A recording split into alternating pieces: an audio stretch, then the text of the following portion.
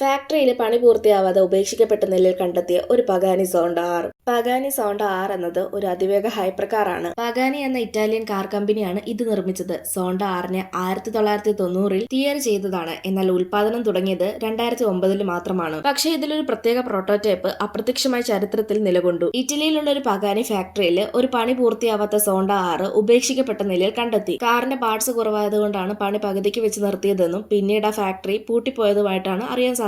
വർഷങ്ങൾ കഴിഞ്ഞിട്ട് പോലും ആ കാറിനെ പറ്റി ആരും ചിന്തിക്കാനോ അതിനെ തിരിച്ചു കൊണ്ടുവരാനോ ശ്രമിച്ചിട്ടില്ല. സോണ്ട ആർ എന്നത് ഒരു €1 മില്യൺ ഹൈപ്പർ കാറാണ്. അതിനപ്പുറം ഇതൊരു സ്ട്രീറ്റ് ലീഗലായിട്ടുള്ള കാർ ആയിരുന്നില്ല. ട്രാക്ക് യൂസിന് മാത്രമായി ഡിസൈൻ ചെയ്തതാണ്. വളരെ പ്രത്യേകതയുള്ള, വിലയേറിയ, ഒരിടത്തും അങ്ങനെ കാണാൻ സാധിക്കാൻ കഴിയാത്ത ഒരു കാർ.